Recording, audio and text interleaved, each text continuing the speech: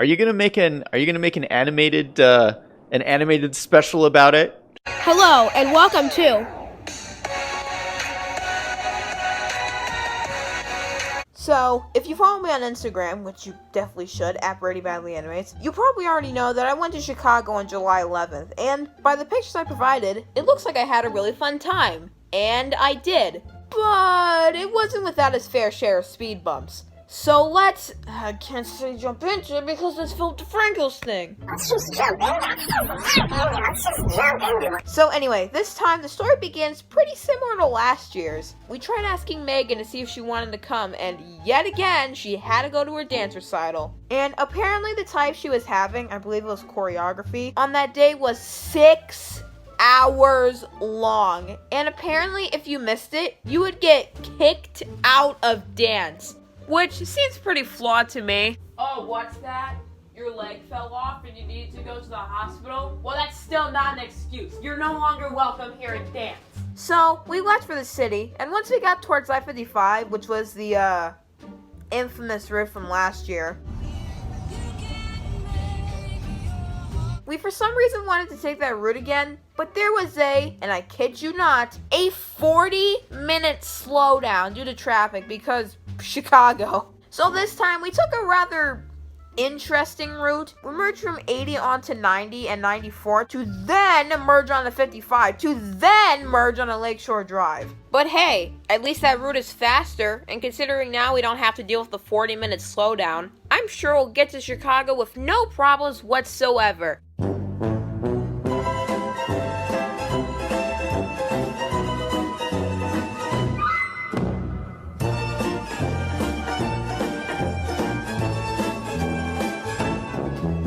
So anyways, once we arrived at Montrose Beach, we were like, you know, after sitting through all this traffic and having to hear Patrick literally only listening to Sugar Sugar, actually, can we talk about that? So, my brother is a huge fan of the Bee Movie, and he recently has gotten into the song Sugar Sugar, and that's the song in the movie where, Barry's love interest dies.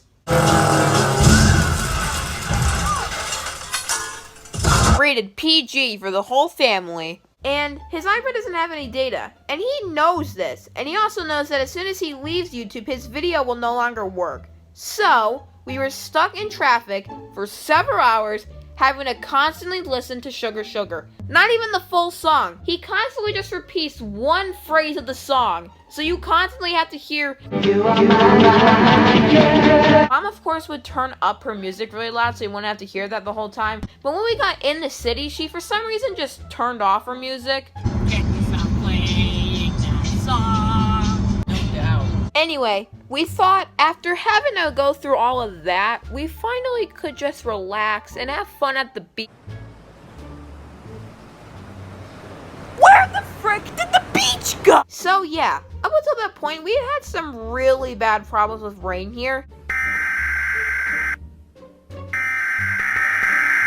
And it looks like Chicago has also gotten hit pretty hard this year because the beach was literally underwater. So we had to walk a good maybe near a mile to the other side of the beach to find actual beachfront, which is actually conveniently connected by a boardwalk. Wouldn't have been nice if it was closer to where we parked, but you know, whatever. So anyway, we swam for about 45 minutes just having a good old time until the lifeguards started yelling at everyone to go further in because I guess the current was really strong. So we had to go back onto the beach to move our stuff because it was in the not safe area. So we decided, alright, let's just go to Navy Pier then. Now, my mom decided to be smart because as we all know, Chicago parking is pretty darn expensive. So she decided to buy an all-day parking pass for $22. So when we got there, she got out her phone ready to scan her thing, and only then realized that it wasn't from 12 a.m. that day to 4 a.m. the next day. It was from 12 a.m. to 4 a.m. that day. So those $22 basically just ended up going to nothing. And so then she ended up having to pay the full price, which was, counting the $22, $57. So anyways, we decided to eat at Margaritaville again this year. Now, while we were waiting in line to be seated, my mom kept asking me, Brady, do you want to be outside or inside? And I was like, I don't care. But then when the lady asked us, do you want to be seated outdoors or indoors? Mom looked to me and was like, Brady, do you want to be seated outdoors or indoors? And I quickly panicked and I was just like, I don't know, outdoors since we're already out here. So we were seated outdoors, and when my mom realized that we didn't get an umbrella table, she was like, Brady, why'd you pick outside? And I was like, you put the decision up to me? And you're complaining when I make a decision? I mean, to be fair on her, she probably just expected to get actual shade. Lunch was good though. We even got to see this.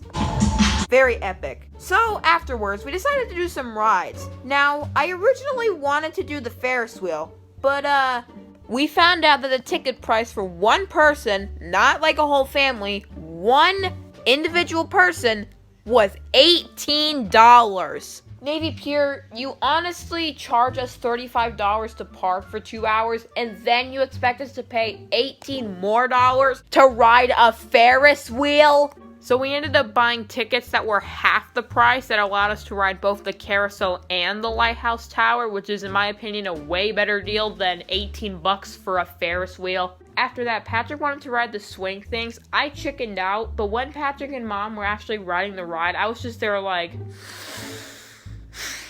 I want to ride the ride now. But of course, I didn't actually end up getting to ride it.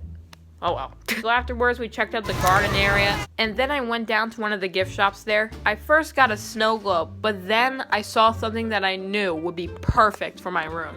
This. I mean, come on. This perfectly fits my room. And then after that, we decided to leave. Oh, you thought the story was over? Nope! Because I single-handedly killed my mom's wallet. So originally, Apple Maps was being really wonky and constantly changing Mom's route due to construction and whatnot. So I was on Google Maps and I was like, Mom, it says that this route is faster than the one you're currently using. So then she switches over to Google Maps, but Google Maps was being really wonky due to the city's underground tunnels. So she switches back over to Apple Maps, but only then she realizes that the road she was taking was a toll road, and Mom's wallet began to scream. And what's Dad's takeaway from the whole situation? Are you guys passing the outlet mall? Are you kidding me?